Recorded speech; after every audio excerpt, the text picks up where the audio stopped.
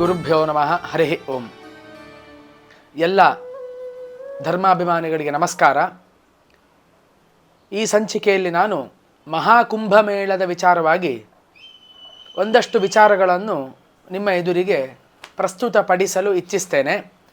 ಇಡೀ ನಮ್ಮ ಜಗತ್ತೇ ಇವತ್ತು ಮಹಾಕುಂಭಮೇಳದ ಕಡೆಗೆ ತನ್ನ ಗಮನವನ್ನಿಟ್ಟಿದೆ. ಕೋಟಿಗಟ್ಟಲೆ ಜನರು ಹೋಗಿ ತ್ರಿವೇಣಿ ಸಂಗಮದಲ್ಲಿ ಮಿಂದು ಪಾವನರಾಗ್ತಾ ಇದ್ದಾರೆ.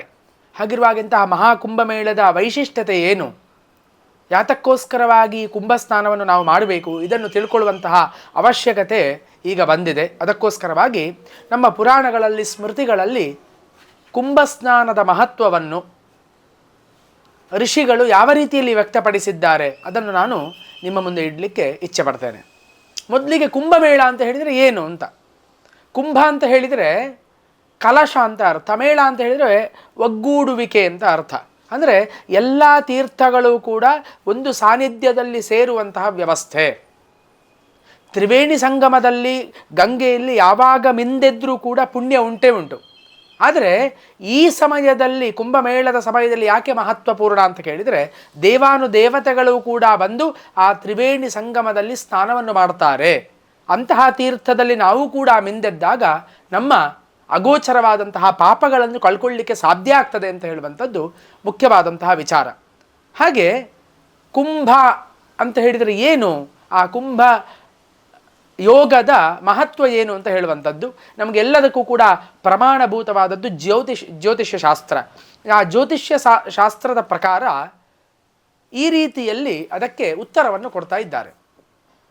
ವೃಷರಾಶಿಗತೆ ಜೀವೆ ಮಕರೇ ಚಂದ್ರಭಾಸ್ಕರೌ ಅಮಾವಾಸ್ಯಾ ತದಾ ಯೋಗ ಕುಂಭಾಖ್ಯಸ್ತೀರ್ಥನಾಯಕೆ ಅಂತ ಸ್ಕಾಂದ ಪುರಾಣದಲ್ಲಿ ಹೇಳಿದ್ದಾರೆ. ಏನು ಅಂತ ಕೇಳಿದರೆ, ವೃಷಭ ರಾಶಿಯಲ್ಲಿ ಜೀವ ಅಂತಂದರೆ ಗುರು ಇರಬೇಕು, ಗುರುಗ್ರಹ ಇರಬೇಕು. ಮಕರ ರಾಶಿಯಲ್ಲಿ ಸೂರ್ಯ ಮತ್ತು ಚಂದ್ರರಿರಬೇಕು. ಅದಲ್ಲದೆ ಅಮಾವಾಸ್ಯೆಯ ಯೋಗವು ಕೂಡ ಕೂಡಿ ಬಂದಾಗ ಅದು ಕುಂಭಯೋಗ ಎಂಬಂತಹ ಹೆಸರನ್ನು ಪಡೆದುಕೊಳ್ಳುತ್ತದೆ. ಇದು ಬರುವಂಥದ್ದು ಬಹಳ ಅಪರೂಪ. ಅದಕ್ಕೋಸ್ಕರವಾಗಿ ಈಗ ಈ ಜ್ಯೋತಿಷ್ಯ ಶಾಸ್ತ್ರದಲ್ಲಿ ಹೇಳಿದಂತಹ ಎಲ್ಲ ಲಕ್ಷಣ, ಮಕರ ರಾಶಿಯಲ್ಲಿ ಚಂದ್ರ ಮತ್ತು ಸೂರ್ಯರಿದ್ದಾರೆ, ವೃಷಭ ರಾಶಿಯಲ್ಲಿ ಗುರುವಿದ್ದಾನೆ, ಅದರಿಂದ ಮಹತ್ವಪೂರ್ಣವಾದಂತಹ ಯೋಗ ಇದಾದ ಕಾರಣ ಇದನ್ನು ಕುಂಭಯೋಗ ಅಂತ ಕರೀತಾರೆ.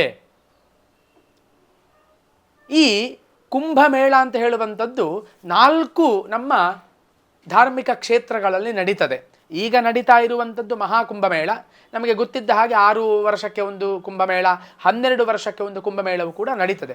ಅದನ್ನು ಕೂಡ ಶಾಸ್ತ್ರವು ಈ ರೀತಿಯಲ್ಲಿ ಹೇಳ್ತಾ ಇದೆ. ಯಾಕೆ ಅಂತ ಕೇಳಿದರೆ, ಒಂದು ಶಾಸ್ತ್ರ ಪ್ರಮಾಣವನ್ನು ಇಟ್ಟುಕೊಂಡು ನಾವು ಯಾವುದೇ ಒಂದು ವಿಚಾರವನ್ನು, ಯಾವುದೇ ಒಂದು ಧಾರ್ಮಿಕ ಕಾರ್ಯಕ್ರಮವನ್ನು ಮಾಡಿದಾಗ ಅದು ಮಹತ್ವಪೂರ್ಣದ್ದಾಗಿರುತ್ತದೆ. ಸುಮ್ಮನೆ ಯಾರು ಅವರಿವರು ಹೇಳಿದರು ಅಂತ ಹೇಳಿಕೊಂಡು ನಾವು ಅದನ್ನು ಮಾಡಿದರೆ ಅದಕ್ಕೆ ಮಹತ್ವ ಇಲ್ಲ. ಆದ್ದರಿಂದ ಆ 4 ಬಗೆಯಾದಂತಹ ಕುಂಭಮೇಳವನ್ನು ಕೂಡ ನಮಗೆ ಸ್ಮೃತಿಗಳು ಅಥವಾ ಪುರಾಣಗಳು ಈ ರೀತಿಯಲ್ಲಿ ಹೇಳ್ತಾ ಇದೆ. ಪೃಥಿವ್ಯಾಂ ಕುಂಭಯೋಗಸ್ಯ ಚತುರ್ಧಾಭೇದ ಉಚ್ಯತೆ ವಿಷ್ಣುದ್ವಾರೆ ತೀರ್ಥರಾಜೆ ಅವಂತ್ಯಾಂ ಗೋದಾವರಿ ತಟೆ ಸುಧಾ ಬಿಂದುರು ವಿನಿಕ್ಷೇಪಾತ್ ಕುಂಭಪರ್ವೇತಿ ವಿಶ್ರುತಂ ಅಂತ. ಯಾಕೆ ಕುಂಭಯೋಗಕ್ಕೆ ಇನ್ನೊಂದು ಮಹತ್ವ ಅಂತ ಕೇಳಿದರೆ, ಒಂದು ಗ್ರಹಗಳ ಒಂದು ವ್ಯವಸ್ಥೆ, ಅದೇ ರೀತಿಯಾಗಿ ಅಮೃತ ಬಿಂದುವು, 4 ಬಿಂದುಗಳು ಅಮೃತದ್ದು, 4 ಆ ಕ್ಷೇತ್ರದಲ್ಲಿ ಹರಿಯುವಂತಹ ಮಹಾನದಿಗಳಲ್ಲಿ ಬಿದ್ದ ಕಾರಣ ಇದಕ್ಕೆ ಮಹತ್ವ. ಯಾವುದು ಅದು 4 ಪವಿತ್ರ ಕ್ಷೇತ್ರಗಳು ಅಂತ ಕೇಳಿದರೆ, ವಿಷ್ಣುದ್ವಾರ ಅಂತಂದರೆ ಹರಿದ್ವಾರ ಅಂತ ಅರ್ಥ. ತೀರ್ಥರಾಜ ಅಂದರೆ ಪ್ರಯಾಗ ಕ್ಷೇತ್ರ, ಈಗ ನಡೀತಾ ಇರುವಂತಹ ಕುಂಭಮೇಳದ ಜಾಗ. ಅವಂತಿ ಅಂತ ಹೇಳಿದರೆ ಉಜ್ಜಯಿನಿ ಅಂತ ಅರ್ಥ.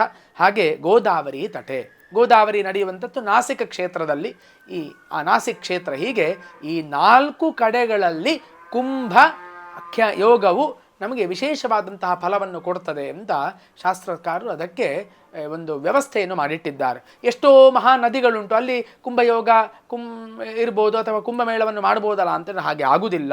ಈ 4 ಕ್ಷೇತ್ರಗಳಲ್ಲಿಯೇ ಕುಂಭಮೇಳವು ನಡೆಯತಕ್ಕದ್ದು ಅಂತ ಒಂದು ವ್ಯವಸ್ಥೆಯನ್ನು ಹಿರಿಯರು ಮಾಡಿಟ್ಟಿದ್ದಾರೆ. ಹಾಗಿರುವಾಗ ಕುಂಭಮೇಳದ ಫಲ ಏನು?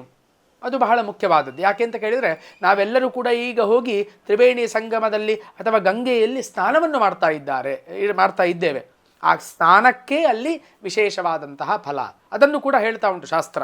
ಏನು ಅಂತ ಕೇಳಿದರೆ, ಅಶ್ವಮೇಧ ಸಹಸ್ರಾಣಿ ವಾಜಪೇಯ ಶತಾನಿ ಚ ಲಕ್ಷಂ ಪ್ರದಕ್ಷಿಣಾ ಭೂಮೇ ಕುಂಭಸ್ನಾನೇನ ತತ್ಫಲಂ ಎಂಬುದಾಗಿ ವಿಷ್ಣು ಪುರಾಣ ಹೇಳ್ತಾ ಇದೆ.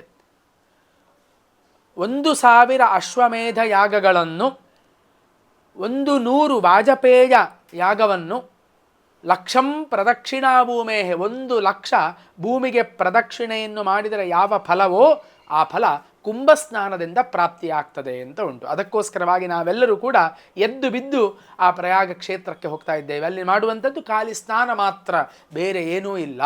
ನಮ್ಮಲ್ಲಿ ನಮ್ಮ ಸನಾತನ ವೈದಿಕ ಧರ್ಮದಲ್ಲಿ ಸ್ನಾನಕ್ಕೆ ಬಹಳ ಮಹತ್ವ ಉಂಟು. ದೀಪಾವಳಿಯಲ್ಲಿ ನಾವು ಎಣ್ಣೆಯನ್ನು ಹಚ್ಚಿ ಸ್ನಾನವನ್ನು ಮಾಡ್ತೇವೆ.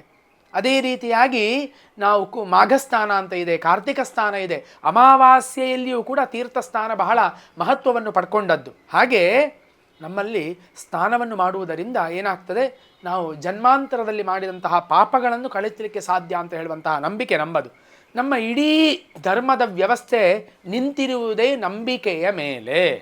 ಅದಕ್ಕೋಸ್ಕರವಾಗಿ ಆ ಎಲ್ಲ ಫಲಗಳು ಖಾಲಿ ಕುಂಭಸ್ಥಾನದಿಂದ ನಮಗೆ ಪ್ರಾಪ್ತಿಯಾಗ್ತದೆ ಅಂತ ಉಂಟು. ನಮ್ಮ ಎಲ್ಲ ಪಾಪಗಳನ್ನು ಆ ಗಂಗಾ, ಯಮುನಾ, ಗೋದಾವರಿಯರು ಸರಸ್ವತಿಯರು ಸ್ವೀಕಾರ ಮಾಡಿ ನಮ್ಮನ್ನು ಪೂತಾತ್ಮರನ್ನಾಗಿ ಮಾಡಿಸ್ತಾರೆ ಅಂತ. ಅದಕ್ಕೋಸ್ಕರವಾಗಿ ಕುಂಭಸ್ಥಾನಕ್ಕೆ ವಿಶೇಷವಾದಂತಹ ಫಲವನ್ನು ಹೇಳಿದ್ದಾರೆ. ಹಿಂದೆ ಹೇಳಿದಂತಹ ಶ್ಲೋಕ ನಾನು ಆ ಗ್ರಹರ ವ್ಯವಸ್ಥೆ, ಮಕರ ರಾಶಿಯಲ್ಲಿ ಸೂರ್ಯ ಚಂದ್ರರಿರಬೇಕು, ವೃಷಭ ರಾಶಿಯಲ್ಲಿ ಗುರುವಿರಬೇಕು ಅಂತ. ಅದರ ಜೊತೆಯಲ್ಲಿ ಅಮಾವಾಸ್ಯಾ ತದಾ ಯೋಗ, ಅಮಾವಾಸ್ಯೆಯು ಕೂಡ ಕೂಡಿ ಬರಬೇಕು, ಆಗ ಅದು ಕುಂಭಾಖ್ಯ ಯೋಗ ಆಗ್ತದೆ ಅಂತ ಹೇಳುವಂಥದ್ದು. ಮೊನ್ನೆ ಮೌನಿ ಅಮಾವಾಸ್ಯೆ ಅಂತ ಹೇಳುವಂಥದ್ದು ಬಂತು. ಆ ಮೌನಿ ಅಮಾವಾಸ್ಯೆಯ ದಿವಸ ನಾನೂ ಕೂಡ ಆ ಪ್ರಯಾಗ ಕ್ಷೇತ್ರದಲ್ಲಿದ್ದೆ. ಕೋಟಿಗಟ್ಟಲೆ ಜನ, ಎಷ್ಟು ಧಾರ್ಮಿಕ ಶ್ರದ್ಧೆಯನ್ನು ನಮ್ಮ ಜನರು ಇಟ್ಟುಕೊಂಡವರಾಗಿದ್ದಾರೆ ಅಂತ ಹೇಳುವಂಥದ್ದಕ್ಕೆ ಅದೇ ಸಾಕ್ಷಿ. ಎಷ್ಟೋ ಕಾಲ್ತುಳಿತದಿಂದ ಒಂದಷ್ಟು ಜನ ಪ್ರಾಣವನ್ನು ಕೂಡ ಕಳೆದುಕೊಂಡಿದ್ದಾರೆ, ಗೊತ್ತಾಯ್ತು. ಹಾಗಿರುವಾಗ ಅಂತಹ ಯೋಗಗಳು ಬರುವಂಥದ್ದು ಬಹಳ ಅಪರೂಪವಾದದ್ದು. ಆ ಸಮಯದಲ್ಲಿ ಆ ಯೋಗವಿದ್ದರೂ ಕೂಡ ಅದರ ಫಲ ಹಿಂದೆ ಮುಂದೆ ಒಂದಷ್ಟು ದಿವಸಗಳಿಗೆ ಅದು ಏನು ಪ್ರಾಪ್ತಿಯಾಗುವುದರಿಂದ ಒಂದು 48 ದಿವಸ ಹೆಚ್ಚು ಕಮ್ಮಿ ಕುಂಭಮೇಳವನ್ನು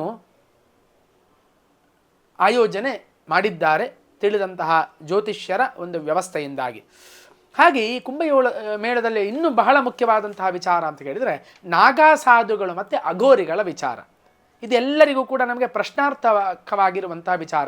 ಈ ನಾಗಾ ಸಾಧುಗಳು ಅಥವಾ ಅಘೋರಿಗಳು ಎಲ್ಲಿ ಇರ್ತಾರೆ, ಆ ಸಮಯಕ್ಕೆ ಅಲ್ಲಿಗೆ ಆ ಕುಂಭಮೇಳದ ಜಾಗೆಗೆ ಹೇಗೆ ಬಂದು ಮುಟ್ಟುತ್ತಾರೆ, ಕುಂಭಮೇಳ ಆದ ಮೇಲೆ ಅವರು ಎಲ್ಲಿಗೆ ಹೋಗ್ತಾರೆ, ಇದೆಲ್ಲವೂ ಕೂಡ ಬಹಳ ಗಹನಾತೀತವಾದಂತಹ ವಿಚಾರ. ಈ ನಾಗಾ ಸಾಧುಗಳು ಯಾರು, ಅಘೋರಿಗಳು ಯಾರು, ಇದರ ಬಗ್ಗೆಯೂ ಕೂಡ ನಾವು ಗಮನವನ್ನು ಕೊಡಬೇಕು.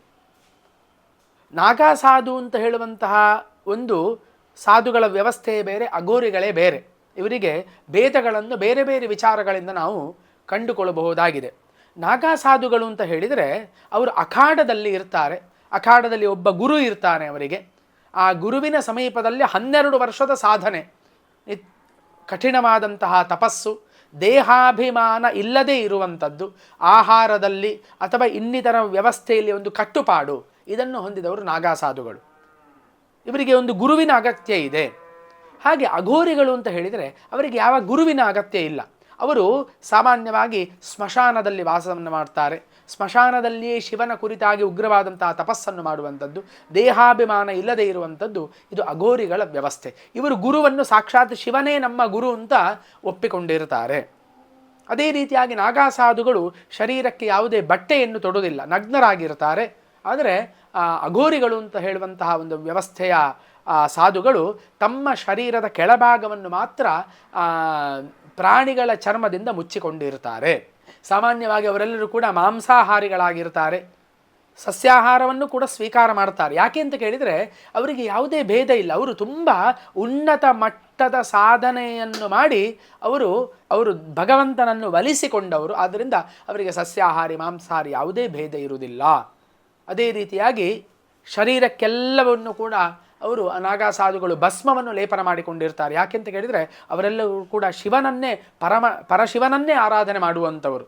ಆದ್ದರಿಂದ ಈ ಹರದಲ್ಲಿ ಭೇದವನ್ನು ಮಾಡ್ತಾರಲ್ಲ, ಅವರೆಲ್ಲ ಹೋಗಿ ಕುಂಭಮೇಳಕ್ಕೆ ನೋಡಬೇಕು.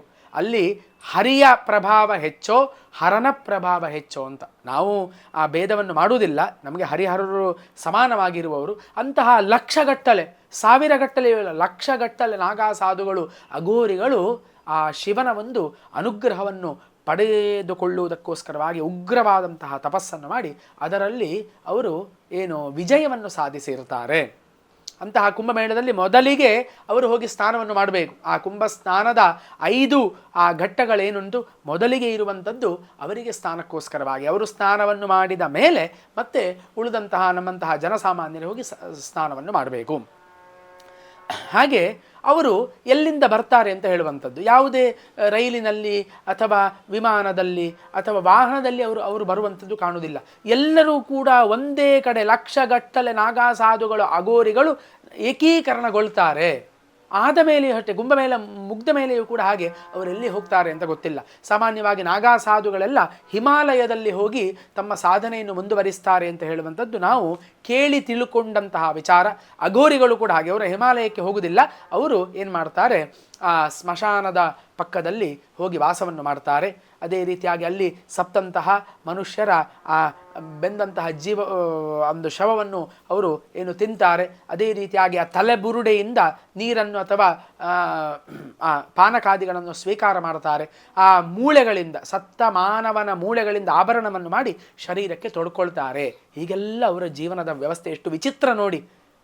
ನಮ್ಮ ಹಾಗೆ ಮನುಷ್ಯರು, ಆದರೆ ಅವರ ಜೀವನ ಶೈಲಿ ಎಷ್ಟು ವಿಚಿತ್ರ ಅಂದರೆ ಆ ಸಾಧನೆ ಅಂತ ಹೇಳುವಂಥದ್ದು ಮನುಷ್ಯನನ್ನು ಎಲ್ಲಿಯವರೆಗೆ ಕರ್ಕೊಂಡು ಹೋಗ್ತದೆ ಅಂತ.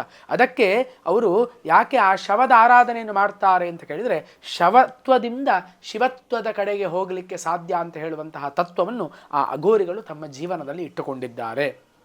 ಹೀಗೆ ಆ ನಾಗಾ ಸಾಧುಗಳಾಗಬೇಕಾದ್ರೆ ಕಠಿಣವಾದಂತಹ ಪರೀಕ್ಷೆಗೆ ಅವರು ಒಳಗೊಳ್ಳಬೇಕಾಗ್ತದೆ. ಅವರ ಗುರುಗಳು ಅಷ್ಟು ಬೇಗ ಅವರಿಗೆ ದೀಕ್ಷೆಯನ್ನು ಕೊಡುವುದಿಲ್ಲ. ಆ ಪರೀಕ್ಷೆಯಲ್ಲಿ ಪಾಸಾದರೆ ಮಾತ್ರ ಅವರಿಗೆ ಆ ನಾಗಾ ಸಾಧುಗಳು ಅಂತ ಹೇಳುವಂತಹ ಪಟ್ಟಪ್ರಾಪ್ತಿಯಾಗ್ತದೆ. ಹೀಗೆ ಇಂತಹ ಒಂದು ನಾಗಾ ಸಾಧುಗಳ, ಅಘೋರಿಗಳ ಒಂದು ವ್ಯವಸ್ಥೆಯನ್ನು ನಾವು ನೋಡಬಹುದು ಕುಂಭಮೇಳದಲ್ಲಿ ಮಾತ್ರ. ಬೇರೆ ಎಲ್ಲಿಯೂ ಕೂಡ ಅವರು ನಮಗೆ ಕಾಣಲಿಕ್ಕೆ ಸಿಗುವುದಿಲ್ಲ. ಹಾಗೆ ನಾನು ಕೂಡ ಒಬ್ಬ ನಾಗಾ ಸಾಧು ಅಂತ ಹೇಳಿಕೊಂಡು ನಾವು ಮೋಸವನ್ನು ಮಾಡಿ ವೇಷವನ್ನು ಮರೆಮಾಚಿ ಹೋದರೆ ಅವರನ್ನು ಕಂಡು ಹಿಡಿದು ಅವರಿಗೆ ತಕ್ಕ ಶಿಕ್ಷೆಯನ್ನು ಅವರು ಕೊಡ್ತಾರೆ. ಎಂತಹ ಸಾಧನೆ! ಒಂದು ಕಾಲಿನಲ್ಲಿ ನಿಂತು ಮಾಡುವಂತಹ ಸಾಧನೆ. ನಾವೀಗಾಗಲೇ ಮಾಧ್ಯಮದಲ್ಲಿ ನೋಡ್ತಾ ಇದ್ದೇವೆ, ಒಂದು ಕೈ ಮೇಲೆ ಎಷ್ಟೋ ವರ್ಷದಿಂದ ಹೇಗೆ ಆ ಒಂದು ಕೈಯನ್ನು ಮೇಲೆ ಇಟ್ಟುಕೊಂಡು ಮಾಡತಕ್ಕಂತಹ ಸಾಧನೆ, ತಲೆಗೆ ಎಷ್ಟೋ ರುದ್ರಾಕ್ಷಿಯನ್ನು ಧರಿಸಿಕೊಂಡು ಮಾಡ್ತಾ ಇರುವಂತಹ ಒಂದು ಸಾಧನೆ. ಅದೇ ರೀತಿಯಾಗಿ ಭಾರವಾದಂಥ ಆಯುಧವನ್ನು ಶರೀರಕ್ಕೆ ಧರಿಸಿ, ನಮಗೆ ಕೈಯಿಂದ ಹಿಡ್ಕೊಳ್ಳಿಕ್ಕೆ ಸಾಧ್ಯ ಇಲ್ಲ ಅಂತಹ ಎಷ್ಟೋ ಆಯುಧಗಳನ್ನು ಶರೀರಕ್ಕೆ ಧರಿಸಿ ಅದರಿಂದ ಅವರು ಮಾಡ್ತಾ ಇರುವಂತಹ ಸಾಧನೆ. ಇದರಿಂದ ನಾವು ತಿಳ್ಕೊಳ್ಳುವಂಥದ್ದು ಏನು ಅಂತ ಕೇಳಿದರೆ, ದೇಹಾಭಿಮಾನ ಇಲ್ಲದೇ ಇರುವಿಕೆ. ನಾವೆಲ್ಲರೂ ಕೂಡ ದೇಹಾಭಿಮಾನ ಉಳ್ಳವರಾಗಿದ್ದೇವೆ. ನನ್ನ ದೇಹ ನಾನು ಚೆನ್ನಾಗಿ ಕಾಣಬೇಕು, ಇನ್ನೊಬ್ಬರು ನೋಡುವಾಗ ನನ್ನ ಶರೀರದ ಸೌಂದರ್ಯ ವರ್ಧಿಸಬೇಕು. ಅದೇ ರೀತಿಯಾಗಿ ಇಂತಹ ದೇಹಾಭಿಮಾನವನ್ನು ಇಟ್ಟುಕೊಂಡಂಥವರು ನಾವು. ಆದರೆ ಅದನ್ನೆಲ್ಲ ಬಿಟ್ಟವರಾದ ಕಾರಣ ಅವರು ಅಷ್ಟು ಆ ಸಾಧನೆಯ ಪರಮ ಉತ್ತುಂಗದ ಸ್ಥಿತಿಯಲ್ಲಿದ್ದಾರೆ. ಅದರಿಂದ ನಾವು ಅವರನ್ನು ನೋಡಿ ತಿಳ್ಕೊಳ್ಬೇಕು ಏನು ಅಂತ ಕೇಳಿದರೆ, ನಾವು ಕೂಡ ಅತಿಯಾದಂತಹ ದೇಹಾಭಿಮಾನವನ್ನು ಇಟ್ಕೊಳ್ಬಾರದು. ಅತಿಯಾದಂತಹ ದೇಹಾಭಿಮಾನವನ್ನು ಇಟ್ಟುಕೊಂಡ್ರೆ ನಾವು ಶರೀರದಲ್ಲಿ ಸಾಧನೆಯನ್ನು ಮಾಡಲಿಕ್ಕೆ ಸಾಧ್ಯ ಇಲ್ಲ ಎಂಬುವಂಥದ್ದನ್ನು ನಾವು ಆ ನಾಗಾ ಸಾಧುಗಳಿಂದ, ಅಘೋರಿಗಳಿಂದ ತಿಳಿದುಕೊಳ್ಳಬೇಕಾಗ್ತದೆ. ಹಾಗೆ 144 ವರ್ಷಕ್ಕೆ ಬರತಕ್ಕಂತಹ ಮಹಾಕುಂಭಯೋಗ ಈಗ ನಮಗೆ ಪ್ರಾಪ್ತಿಯಾಗಿದೆ. ಒಂದೆರಡು ವಿಚಾರ ನನ್ನ ಅನುಭವವನ್ನು ಕೂಡ ನಾನು ಈ ಒಂದು ಮಾಧ್ಯಮದ ಮೂಲಕವಾಗಿ ತಿಳಿಸ್ತಾ ಇದ್ದೇನೆ. ನಾನು ಮೊನ್ನೆ ಮೌನಿ ಅಮಾವಾಸ್ಯೆಯ ದಿವಸ ನಾನು ಕುಂಭಸ್ನಾನಕ್ಕೆ ಹೋದೆ. ಕೋಟಿಗಟ್ಟಲೆ ಜನ, 20 ಕಿಲೋಮೀಟರ್ ಹಿಂದೆಯೇ ನಮಗೆ ವಾಹನ ಪ್ರವೇಶ ಇಲ್ಲ. ಪ್ರಯಾಗರಾಜಿಗೆ ನಿಂತು ನಡೆದುಕೊಂಡು ಹೋದ್ವೆ. ಎಲ್ಲೋ ಒಂದು ಆ ಟೆಂಟಿನ ವ್ಯವಸ್ಥೆ ಮಾಡಿತ್ತು, ಅಲ್ಲಿ ನಿಂತು ಬೆಳಿಗ್ಗೆ 1:30 ಗಂಟೆಗೆ ಸ್ನಾನಕ್ಕೆ ಹೋದ್ವಿ ತ್ರಿವೇಣಿ ಸಂಗಮಕ್ಕೆ. ಆಗಲೇ ಕೋಟಿಗಟ್ಟಲೆ ಜನ ಇದ್ದಾರೆ, ನುಗ್ಗಲು ಆಗ್ತಾ ಇದೆ. ಹೇಗೋ ಹೋಗಿ ಸ್ನಾನವನ್ನು ಮಾಡಿಕೊಂಡು ಪುನಃ ಹಿಂದೆ ಬರುವಂತಹ ಸಮಯದಲ್ಲಿ ಕಾಲು ತುಳಿತ ಆಗಿದೆ. ನಾವು ಹೋದಂತಹ ಆ ಒಂದು ಪ್ರದೇಶದಲ್ಲಿಯೇ ಕಾಲು ತುಳಿತ ಆಗಿದೆ. ನಾವು ಹೇಗೋ ಹರ ಹರ ಮಹಾದೇವ ಅಂತ ಹೇಳಿಕೊಂಡು ಶಿವನ ಸ್ಮರಣೆಯನ್ನು ಮಾಡಿ ಬಹಳ ಕಷ್ಟದಿಂದ ನಾವು ನಮ್ಮ ಆ ಟೆಂಟಿನ ಹತ್ತಿರ ಬಂದ್ವಿ. ಪುನಃ ಅಲ್ಲಿಂದ ನಾವು 15 ಕಿಲೋಮೀಟರ್ ನಡೆದುಕೊಂಡು ಹೋಗಿ ತದನಂತರ ಪುನಃ ನಮಗೆ ಒಂದು ಏನು ಅಂತ ಕೇಳಿದರೆ, ಒಂದು ರಿಕ್ಷಾ ಪ್ರಾಪ್ತಿಯಾಯಿತು. ರಿಕ್ಷಾದಿಂದ 120 ಕಿಲೋಮೀಟರ್ ನಾವು ಪ್ರಯಾಗರಾಜನಿಂದ ವಾರಣಾಸಿಯವರೆಗೆ ರಿಕ್ಷಾದಲ್ಲಿ ಪ್ರಯಾಣ ಮಾಡಿದ್ವಿ. ಯಾವುದೇ ರೈಲಿನ ವ್ಯವಸ್ಥೆ ಇಲ್ಲ ಇತ್ತು, ಎಲ್ಲವೂ ಕೂಡ ತುಂಬಿ ಹೋಗಿದೆ. ಬಸ್ಸುಗಳು ಕೂಡ ಕಾಲು ಹಾಕಲಿಕ್ಕೆ ಸ್ಥಿತಿ ಇಲ್ಲ, ಅಂತಹ ವ್ಯವಸ್ಥೆ. ಇದರಿಂದಾಗಿ ನಾವು ಸರ್ಕಾರಕ್ಕೆ ದೂರಲಿಕ್ಕೆ ಆಗುವುದಿಲ್ಲ. ಅಲ್ಲಿಯ ಮುಖ್ಯಮಂತ್ರಿಗಳಾದಂತಹ ಯೋಗಿ ಆದಿತ್ಯನಾಥರು ಅಷ್ಟು ಅಚ್ಚುಕಟ್ಟಾದಂತಹ ವ್ಯವಸ್ಥೆಯನ್ನು ಮಾಡಿದ್ದಾರೆ. ಆದರೆ 8-10 ಕೋಟಿ ಜನ ಸೇರಿದರೆ ಯಾವ ವ್ಯವಸ್ಥೆಗಳು ಕೂಡ ನಮಗೆ ಲೆಕ್ಕಕ್ಕಿಲ್ಲ. ಪರಿಸ್ಥಿತಿ ಕೈಮೀರಿ ಹೋಗಿದೆ, ಗೊತ್ತಾಯ್ತು. ಆದ್ದರಿಂದ ಉಣ್ಣಲಿಕ್ಕೂ ಕೂಡ ಸರಿಯಾದಂತಹ ವ್ಯವಸ್ಥೆ ಇರಲಿಲ್ಲ. ಇದ್ದಂತಹ ನಾವು ಕೊಂಡು ಹೋದಂತಹ ಆ ಒಂದು ಆಹಾರದಲ್ಲಿ ನಮ್ಮನ್ನು ನಾವು ಸುಧಾರಿಸಿಕೊಳ್ಳಬೇಕಾಯಿತು. ಅಂತಹ ಬಹಳ ವಿಶೇಷವಾದಂಥ ಅನುಭವ. ಆದರೆ ಬೇರೆ ದಿವಸಗಳಲ್ಲಿ ತುಂಬ ಜನ ಹೋಗಿದ್ದಾರೆ, ಅಂತಹ ಯಾವುದೇ ಒತ್ತಡಗಳಿರಲಿಲ್ಲ, ನೂಕುನುಗ್ಗಲು ಇರಲಿಲ್ಲ. ಆರಾಮದಲ್ಲಿ ಸ್ನಾನವನ್ನು ಕೂಡ ಎಷ್ಟೋ ಜನ ಮಾಡಿಕೊಂಡು ಬಂದಿದ್ದಾರೆ. ಹಾಗಿರುವಾಗ ಇಂತಹ ಒಂದು ವೈಶಿಷ್ಟ್ಯಪೂರ್ಣವಾದಂತಹ ಅನುಭವ. ಅದೇ ರೀತಿಯಾಗಿ ಆ ನಾಗಾ ಸಾಧುಗಳ ಒಂದು ದೃಷ್ಟಿ ಏನು ಅಂತ ಕೇಳಿದರೆ, ಅವರು ಹೇಳ್ತಾರೆ, ಒಂದು ಕಡೆ ದೇಶದಲ್ಲಿ ಸೈನಿಕರಿಗೆ ತೊಂದರೆಯಾಗಿ ಸನಾತನ ಧರ್ಮಕ್ಕೆ ಕಷ್ಟ ಬಂತು ಅಂತಾದರೆ ನಾವು ಕೈಯಲ್ಲಿ ಖಡ್ಗವನ್ನು ಹಿಡಿದುಕೊಂಡು ಬಂದು ನಮ್ಮ ಧರ್ಮವನ್ನು ನಾವು ರಕ್ಷಿಸ್ತೇವೆ ಅಂತ ಹೇಳುವಂತಹ ಮನೋಭಾವನೆಯನ್ನು ನಾಗಾ ಸಾಧುಗಳು ಇಟ್ಟುಕೊಂಡಿದ್ದಾರೆ. ನೋಡಿ ಎಂತಹ ಚಿಂತನೆ ಅಂತ. ಒಟ್ಟಾರೆ ಇದರ ತಾತ್ಪರ್ಯ ಏನು ಅಂತ ಕೇಳಿದರೆ, ಸನಾತನ ವೈದಿಕ ಧರ್ಮದ ರಕ್ಷಣೆ ಇದು ಮಾತ್ರ ಅಲ್ಲಿ ಇರುವಂಥದ್ದು. ಆದ್ದರಿಂದ ಇವತ್ತು ಆಗ್ತಾ ಇರುವಂತಹ ಕುಂಭಮೇಳದಿಂದ ಆ ಸನಾತನ ವೈದಿಕ ಧರ್ಮದ ಒಂದು ಪ್ರಾಚುರ್ಯತೆ, ಒಂದು ಶ್ರೇಷ್ಠತೆ, ವೈಶಿಷ್ಟ್ಯತೆ ಏನು ಅಂತ ಹೇಳುವಂಥದ್ದು ನಾವೆಲ್ಲರೂ ಕೂಡ ಮನಗೊಂಡಿದ್ದೇವೆ. ಇಲ್ಲದಿದ್ದರೆ ಅದೆಷ್ಟೋ ಕೋಟಿಗಟ್ಟಲೆ ಜನ ಖಾಲಿ ಸ್ನಾನದ ನೆಪದಲ್ಲಿ ಅಲ್ಲಿಗೆ ಹೋಗಿ ಸ್ನಾನವನ್ನು ಮಾಡಿ ಬರ್ತಾ ಇದ್ದಾರೆ ಅಂತಾದರೆ ನಮ್ಮ ಸನಾತನ ವೈದಿಕ ಧರ್ಮವು ಇನ್ನೂ ಜೀವಂತವಾಗಿದೆ ಅಂತ ಹೇಳುವಂಥದ್ದಕ್ಕೆ ನಮಗೆ ಬೇರೆ ಉದಾಹರಣೆಗಳೇ ಬೇಡ. ಯಾಕೆ ನಾವು ಕಣ್ಣಿಂದ ಅದನ್ನೆಲ್ಲವನ್ನು ಕೂಡ ನೋಡ್ತಾ ಇದ್ದೇವೆ, ಅನುಭವಿಸ್ತಾ ಇದ್ದೇವೆ. ಹೋಗದೇ ಇರತಕ್ಕಂತಹ ನಾಸ್ತಿಕರು ಕೂಡ ಇವತ್ತು ನಾನೂ ಕೂಡ ಒಮ್ಮೆ ಹೋಗಬೇಕು ಪ್ರಯಾಗರಾಜಿಗೆ, ಏನು ಅಂತಹ ಒಂದು ವೈಭವ ನಡೀತಾ ಇದೆ, ನಾನೂ ಒಂದು ತೀರ್ಥ ಸ್ಥಾನವನ್ನು ಮಾಡಿ ಬರಬೇಕು ಅಂತ ಹೇಳುವಂತಹ ಮನೋಭಾವನೆಯನ್ನು ಕೂಡ ಎಷ್ಟೋ ಜನ ಇಟ್ಟುಕೊಂಡಿದ್ದಾರೆ. ಅದೇ ರೀತಿಯಾಗಿ ಇನ್ನೊಂದು ಕಡೆ ನಾಸ್ತಿಕವಾದ ನಮ್ಮ ರಾಜಕಾರಣಿಗಳು ಅದರ ಬಗ್ಗೆ ಏನೆಲ್ಲ ಮಾತುಗಳನ್ನು ಹೇಳ್ತಾ ಇದ್ದಾರೆ. ಅಲ್ಲಿಗೆ ಹೋಗಿ ಸ್ನಾನ ಮಾಡಿ ಬಂದರೆ ಸಾಕ, ಪಾಪಗಳು ಪರಿಹಾರ ಆಗ್ತದೆ. ಇದೆಲ್ಲವೂ ಕೂಡ ಇದು ನಾಸ್ತಿಕತೆಯ ಪರಮಾವಧಿ. ಇಂಥವರನ್ನು ನಾವು ಸರಿ ಮಾಡಲಿಕ್ಕೆ ಸಾಧ್ಯವೇ ಇಲ್ಲ.